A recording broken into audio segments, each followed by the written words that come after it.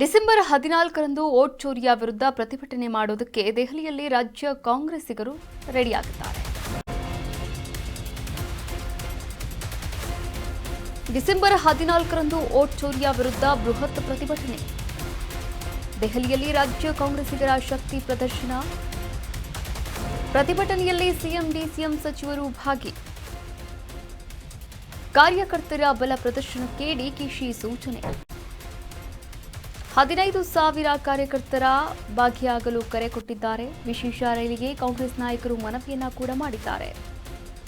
ಪರ್ಯಾಯ ವ್ಯವಸ್ಥೆಗೆ DCM DK Shivakumar ಅವರು ಕೂಡ ಕರೆ ನೀಡಿದ್ದಾರೆ. ದೆಹಲಿಗೆ ವಿಶೇಷ ರೈಲು ಸೇವೆ ಇಲ್ಲ ಎಂದ ಇಲಾಖೆ. ಪರ್ಯಾಯ ವ್ಯವಸ್ಥೆಗೆ ಡಿಸಿಎಂ ಡಿಕೆಶಿ ಕರೆ.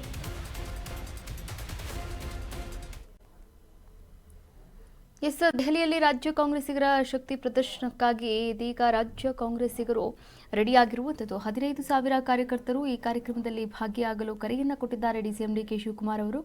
ಹೀಗಾಗಿ ವಿಶೇಷ ರೈಲಿಗೆ ಆ ಕಾರ್ಯಕರ್ತರ ಕಾಂಗ್ರೆಸ್ ನಾಯಕರು ಕೂಡ ಮನವಿಯನ್ನು ಮಾಡಿರುವಂಥದ್ದು. ಆದರೆ ದೆಹಲಿಗೆ ವಿಶೇಷ ರೈಲು ಸೇವೆ ಇಲ್ಲ ಅಂತ ರೈಲ್ವೆ ಇಲಾಖೆ ಕೂಡ ತಿಳಿಸಿದೆ. ಪರ್ಯಾಯ ವ್ಯವಸ್ಥೆಗೆ ಡಿಸಿಎಂ ಡಿಕೆ ಶಿವಕುಮಾರ್ ಅವರು ಕೂಡ ಕರೆ ಕೊಟ್ಟಿದ್ದಾರೆ. ಹಾಗಾದರೆ ಏನಾಗುತ್ತೆ, ರೈಲು ಸಿಗುತ್ತಾ? ಕಾರ್ಯಕರ್ತರು ಅವತ್ತಿನ ಪ್ರತಿಭಟನೆಯಲ್ಲಿ ಭಾಗಿಯಾಗ್ತಾರಾ? ಪ್ರತಿಭಟನೆಯಲ್ಲಿ ನೋಡಿ ಸಿಎಂ ಮತ್ತು ಡಿಸಿಎಂ ಇಬ್ಬರು ಕೂಡ ಭಾಗಿಯಾಗ್ತಾರೆ. ಹಾಗೆ ಸಚಿವರು ಶಾಸಕರು ಕೂಡ ಭಾಗಿಯಾಗ್ತಾ ಇದ್ದಾರೆ.